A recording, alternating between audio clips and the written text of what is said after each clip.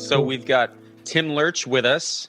Super, super excited to have him. He's holding this beautiful Telecaster that I'm going to withhold from asking about. We'll ask about that later. But, okay. So, Tim, you're from, is it Tacoma, Washington originally? No, not originally. Originally, I'm from near Sacramento, California. So I'm like you guys. I don't know about you guys. You guys are California now, right? Yeah. So Perry's from the Bay Area. Okay. John and I are from Portland.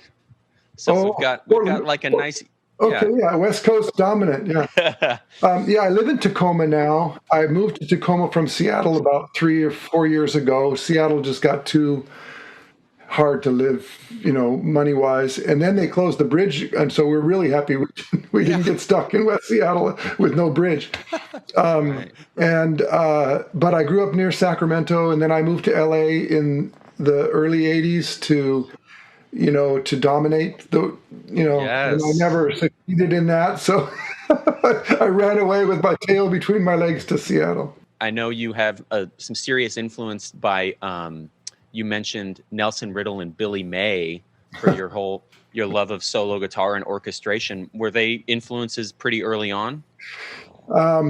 Boy, it's hard to know. I think I may not have come to those great arrangers until later on, but I do have so I grew up in a little town called Woodland, which is an agricultural town near Sacramento, not too far away from, the Bakersfield scene and all that. And a lot of the guys who were in that Western swing world ended up kind of up near Sacramento and Woodland. So when I was a kid, I was playing. I remember playing with these sessions with a guy named an electric violin player who played in swing groups, Emmett Pugh. And Emmett made a living as a gravestone cutter and played violin in the most distorted, wild manner you can imagine. And a few other guys from town, and I was, 13 years old and wanting to play jazz, and they were playing, we played whatever we could play, Avalon and stuff. Mm-hmm. So I never really got into teenage rock and roll bands, oddly. I got into jazz early on. I heard Art Tatum Trio. For some reason, I bought an Art Tatum Trio record, and I heard Tiny Grimes. When I heard that sound, I was like, and I was playing guitar at that time. I liked Eric Clapton and some of those guys too, but I never really went for the kind of music that my friends like, Aerosmith and Kiss and all that. I just didn't do that. Mm-hmm. I like blues and I like ragtime kind of, that kind of stuff. Cut my teeth on that sort of stuff. And then I heard Charlie Parker, and I was pretty much toast by then. Had to figure that out. Somewhere along the line, relatively around the same time, I heard Ted Green. And Ted Green kind of melted my mind, and still pretty much does. My mind is pretty much melted because of Ted Green. Yeah. Sorry, everybody, my mind is melted. But growing up in Sacramento, there was a little jazz scene. By the time I was able to play, I could play with others around town. Steve Holman is another guy who was in high school just a couple of years in front of me, and he was already a great guy in Sacramento by the time I was coming up. Do you guys know Steve? I do not. Oh my God, Steve Holman's killing. He basically teaches at one of the universities in Sacramento now. But when he was a couple of years older than me, he was like the shit. He was really playing great. Still does play great. Anyway, and I was going to say, when I was a kid in high school, I joined the big band, like we did. Mm-hmm. And, we're playing,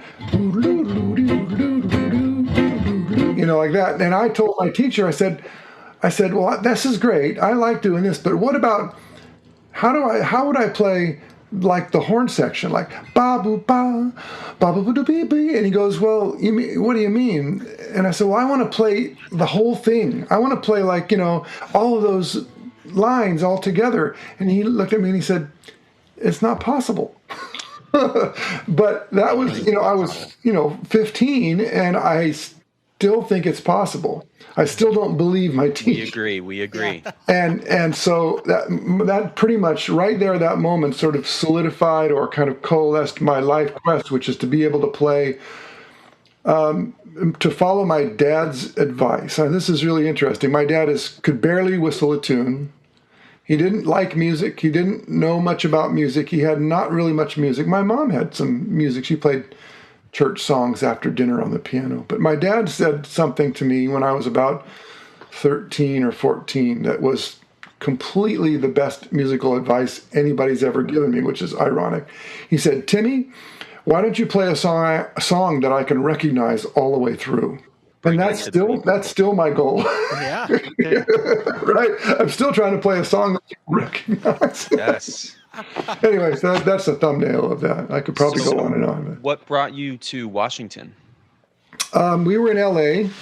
I moved down to L.A. The woman I was with at the time had family in the Valley.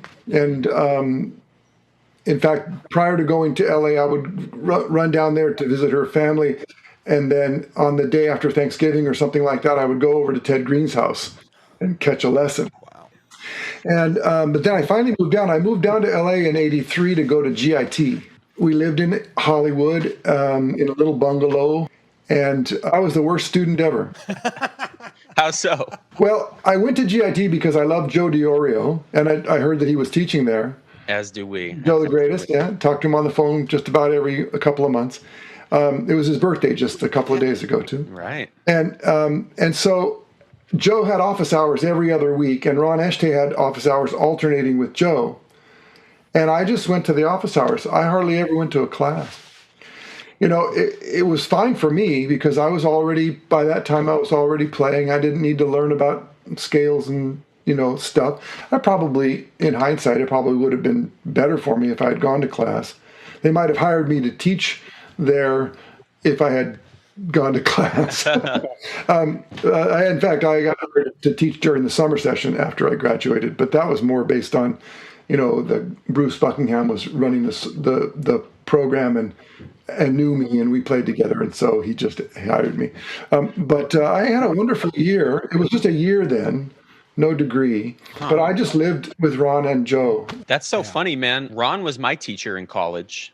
Oh, and John and Perry studied with DiOrio, so that was in the next phase of their teaching careers. Where were they? At USC or UCLA? I was with Ron at Cal State Long Beach. John and Perry were at USC with DiOrio. I love Joe, and he, even though I don't play like him, and I don't think, and I didn't really, get a bunch of intervallic designs or whatever. I feel like he's my musical father. He was so encouraging and so loving toward me that I didn't have it. Ted and Joe and Ronnie. I mean, I guess everybody, but. Jimmy Weibel was lovely to me too, but I didn't know him as well. I didn't see him as often. But those guys, I can't really believe it. It's like they just took this snotty-nosed kid who thought he could play and helped me, and took care of me and made sure I was okay and encouraged me. It was really, really wonderful. And what was it like working with Ted? Ted loved teaching. He was probably the most systematic teacher that I had. Joe and I would just hang out and ponder and be creative. And Ronnie was more hands-on, like we played together a lot. So, and then I learned by his, comments about what I might do here or there, or hey, don't rush or whatever, But Ted was very systematic. And so you went to Ted and you had questions, and then Ted would be very tangential because that was how his mind was.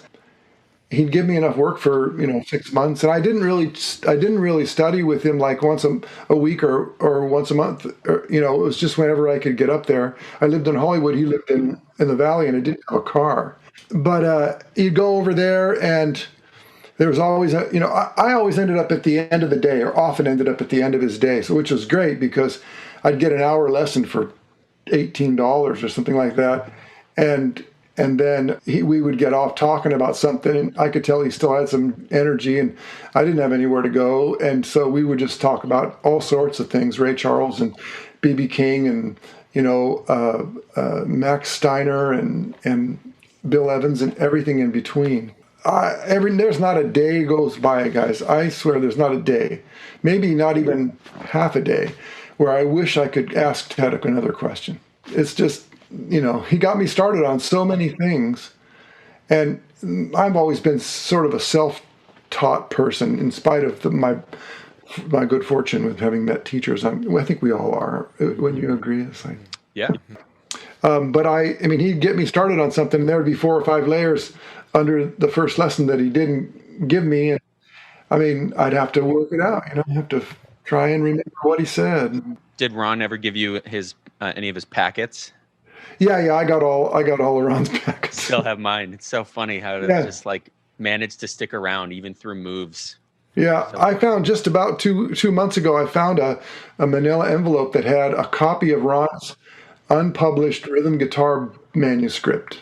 And I tried to call him and ask him if he wanted me to send it back to him or what if anything. He gave it to me so that I could proofread it. And then some, life intervened, and maybe the project never came to fruition. I don't think I have the only copy because what I have is kind of clearly a copy. But anyway, yeah, Ron gave me that stuff, and we also did some gigs together. And he got me a 7-string guitar, which I played for about 2 years until I realized I'd prefer to play a low-tuned Telecaster. Somehow I really understood Ronnie's teaching. It was practical and made sense to me, and salt to the earth like him.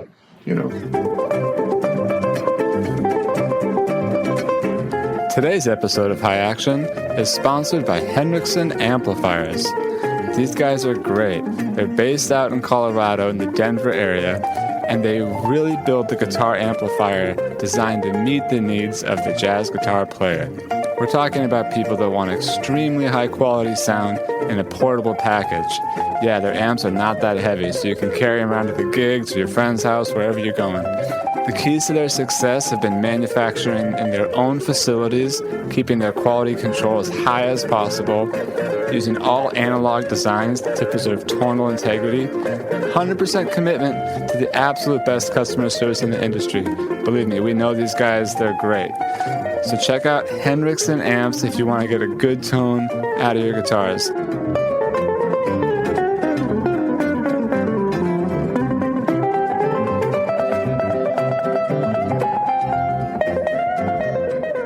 Were you gigging around LA much and getting to I was trying to, but it was nearly impossible. This is 1984, 85, 86, and I didn't want to be in a pop band. I played in this Russian band at the Beverly Center upstairs at the St. Petersburg Tea Room. And it was me and a bunch of Russian guys playing from 7 o'clock at night until your eyes started to bleed, and like 3 nights a week. And it was the best paying gig I could find. It paid like $85 a night plus tips. And so I'd maybe make about $130 a night, 3 nights a week. And it was only about 5 or 6 blocks away from where I lived. So I could drive home, kind of deliriously at the end of the night. And they didn't speak any musical English. They spoke a little bit of English, but so they'd say, "Re minor, unsa, davai," and that was my instruction. and I got to realize that if you know Autumn Leaves, you can as soon as you hear it go, it's going, okay, and I played all by ear all night long, and I was Mr. They pointed to me to play a rock and roll solo, but mostly I just played the upbeat I'd hear the bass on the downbeat, and I'd play the up, because we played European music, Russian music, Jewish music, and it was basically a live jukebox for all the people who were displaced, who didn't hear the music that they loved. And these guys, Sasha Shapivker, a clarinet player, Viktor Slatkin, a piano player named Boris. The funniest story. Boris was this little short guy, played piano, bald, kind of a big head. One night I came to the gig, and there was Boris at the bar, and I walk up, and he's with this really tall drink of water in a black dress with dark black hair, slender, and he said, "Tim, this is my wife Natasha," and I started laughing because it was Boris and Natasha from the Bullwinkle Show. Oh my God! I started laughing, and they didn't. And she said, "Hello, Tim." It was a great gig, and it was torturous, but it was fun, and it prevented me from having to do, play in a band doing Madonna covers or whatever, which I just couldn't have done. I didn't want to do it. And then after that, I ended up going on the road with various bands to, as a sideman. So you're in LA and you said 84.